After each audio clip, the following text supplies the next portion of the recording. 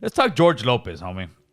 George Lopez, as we all know, is probably, arguably, the biggest comedian of our community. No ifs, ands, or buts about it. Yes. You think so? Yeah. Oh, yeah.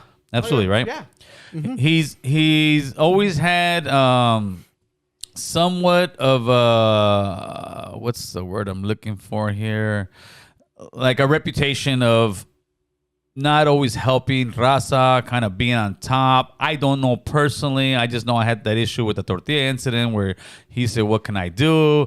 But then he went on The View a few weeks back and he said, if you don't like drag, you are an enemy of mine. So funny how he can go to a primetime show and stand up for drags and not stand up for his own people and his own community when CNN has the calling, right? Well, just recently, George on his podcast, I'm sure drunk as always. Yeah, I said it.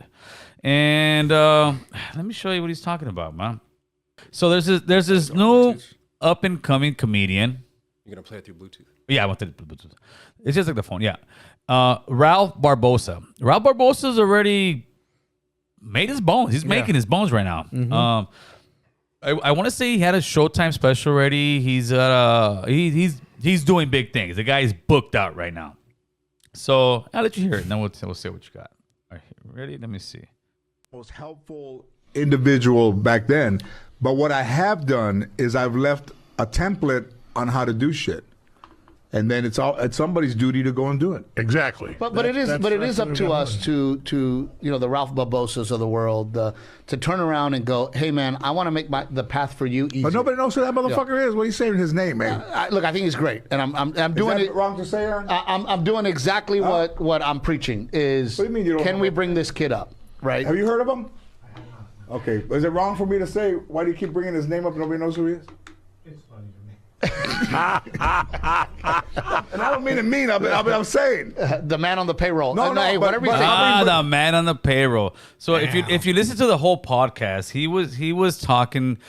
He was first saying about Paul Rodriguez, how he wasn't the Paul Rodriguez, was talking shit about him. He pretty much said, well, fuck Paul Rodriguez. We all talk shit about everybody. Podcasters all talk shit about each other. Just going on his rant. And then his guest was like saying, yeah, but George, but shouldn't we like put our hand out and help out? And he's like, well, yeah, he pretty much admitted, I never really helped anybody out, but I paved the way, so they should just follow. How is that helping somebody out?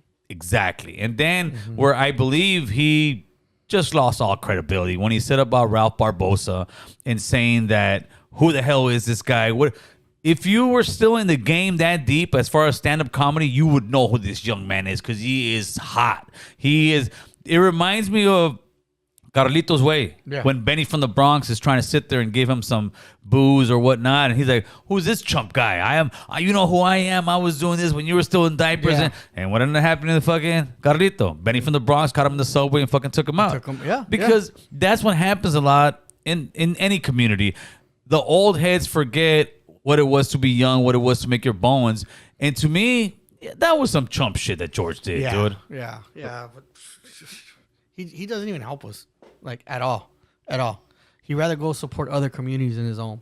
Yes, and that's the sad part about it. Yeah, that's just. And the thing that we get back from people, this is what I'll get. I get people on my Instagram. I got people in the comment section. Gil, you should have knocked down George. He's like what we got. We got to take care. If he ain't taking care of us, we don't got him. We don't got him. We don't have him to begin with.